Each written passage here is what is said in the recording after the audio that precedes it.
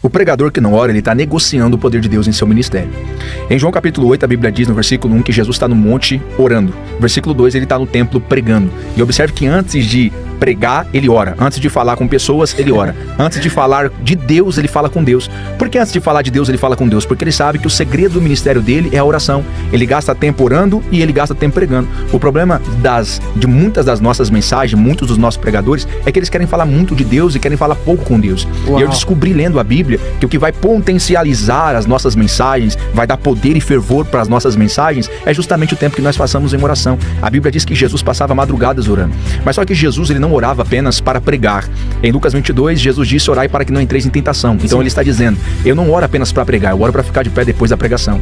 Porque as minhas maiores guerras não é quando eu estou pregando, Yang. As minhas maiores guerras é quando o culto acaba, apaga a luz do culto, dá a bênção apostólica, o irmão vai embora, o irmão que foi curado foi embora, o irmão que foi batizado foi embora. Quando eu desço do altar, é aí que a guerra começa. Então Jesus está dizendo, não ore apenas para pregar, para expulsar demônio, mas ore para ficar de pé depois da pregação. Você sabe qual é o problema, Yang? Muita gente orou para chegar, mas depois que chegou parou de orar e caíram. Calma, vamos lá. Muita gente orou pra chegar, mas depois que chegou, parou de orar e caiu. Não entendeu ainda que a gente não ora apenas pra chegar, a gente ora pra permanecer. E mais difícil do que ser é continuar sendo. E pega isso, Yang. Jesus falou pros seus discípulos assim, Lucas capítulo 9.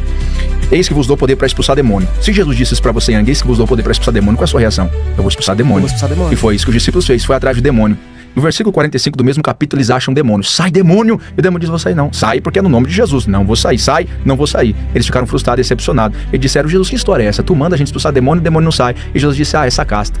Não sai a não ser com jejum e oração. Ou seja, Jesus estava dizendo, não basta ter nome de apóstolo, não basta ter palavras proféticas sobre a sua cabeça, não basta receber direcionamento, se você não orar. Tudo que eu disse pra vocês, todas as palavras proféticas que eu liberei pra vocês, todo o ministério que eu disse sobre que vocês viveriam, só serão ativados se vocês orar. Por quê? Porque a oração é a chave que ativa todo o poder de Deus em nós. E repito, Yang, se a gente não orar, a gente estamos negociando o nosso ministério com o diabo e com o mundo. Estamos perdendo tudo que Deus deu pra nós. Então Jesus estava dizendo para os discípulos, vocês querem expulsar demônio? Queremos. Então vai orar. Não, nós somos apóstolos. Vai orar. Não, nós andamos com o Senhor. Vai orar.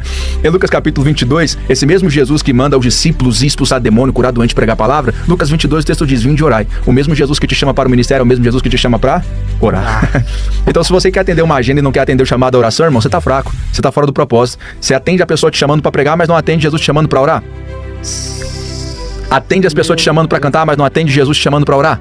O mesmo Jesus que te chama para o ministério também te chama para a oração. Atos capítulo 13, a Bíblia diz que Jesus disse, separai para mim Paulo e Barnabé para a obra que eu tenho chamado. Olha a expressão, separai para mim, não é para a obra. Deus não te separou para a obra, Deus te separou para ele. No dia que a obra te roubar dele... Deus não te separou para a obra, ele te separou para ele. Para ele. Uou. E o problema é que a gente estamos gastando muito tempo na obra e pouco tempo com Deus. Meu